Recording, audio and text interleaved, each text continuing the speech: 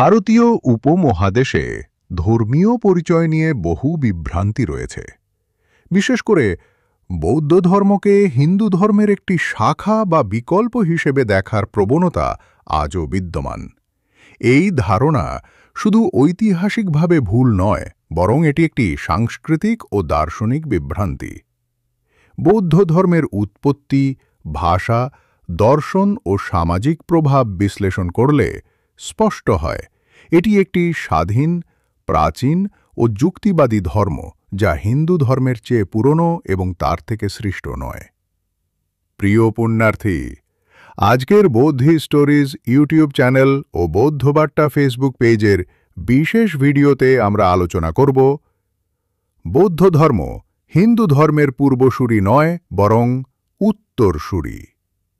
একটি যুক্তিবাদী, ঐতিহাসিক ও দার্শনিক বিশ্লেষণের মাধ্যমে আমরা তুলে ধরার চেষ্টা করব যে বৌদ্ধ ধর্ম কেবল হিন্দু ধর্ম থেকে আলাদা নয়, বরং তার চেয়ে প্রাচীন ও মৌলিকভাবে স্বতন্ত্র। আমাদের আলোচনায় আপনি যুক্তিবাদী মনোভাব নিয়ে অংশ নিতে পারেন, এমনকি মতবিরোধও করতে পারেন, কারণ সত্যের অনুসন্ধানে মতভেদ নয়, যুক্তিই আমাদের পথপ্রদর্শক। চলুন যুক্তি ও করুণার আলোয় ধর্মের ইতিহাসকে নতুনভাবে আবিষ্কার করি।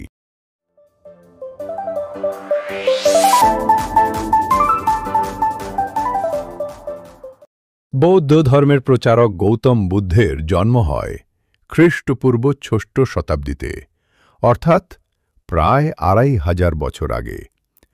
সে সময় ভারতীয় উপমহাদেশে বৈদিক ধর্ম ছিল প্রধান ধর্মীয় ধারা, যা যজ্ঞকেন্দ্রিক আচার, ব্রাহ্মণ্য শ্রেণীর কর্তৃত্ব এবং সংস্কৃত ভাষাভিত্তিক ধর্মগ্রন্থের মাধ্যমে পরিচালিত হতো। তৎকালীন সমাজে হিন্দু শব্দটি কোনো ধর্মীয় পরিচয় নয়, বরং সিন্ধু নদীর তীরবর্তী অধিবাসীদের সাংস্কৃতিক নাম হিসেবে ব্যবহৃত হতো। হিন্দু ধর্ম শব্দটির উদ্ভব ঘটে অনেক পরে, প্রথমে মুসলিম শাসকদের বর্ণনায়, ভারতীয় ধর্ম ও সংস্কৃতিকে চিহ্নিত করতে, এবং পরে ঔপনিবেশিক অভিধানে একটি ধর্মীয় শ্রেণীবিন্যাস হিসেবে। খ্রিস্টপূর্ব ৬ষ্ঠ শতাব্দীতে ঐতিহাসিক প্রেক্ষাপটে বৌদ্ধ ধর্মের বিকাশ ঘটে, যা গৌতম বুদ্ধের শিক্ষা ও দর্শনের ভিত্তিতে গড়ে ওঠে। বৌদ্ধ ধর্মগ্রন্থসমূহ রচিত হয় পালি ভাষায়, যা সাধারণ মানুষের ভাষা হিসেবে সহজবোধ্য ও গণমুখী ছিল। বিপরীতে হিন্দু ধর্মগ্রন্থসমূহ রচিত হয় সংস্কৃত ভাষায়,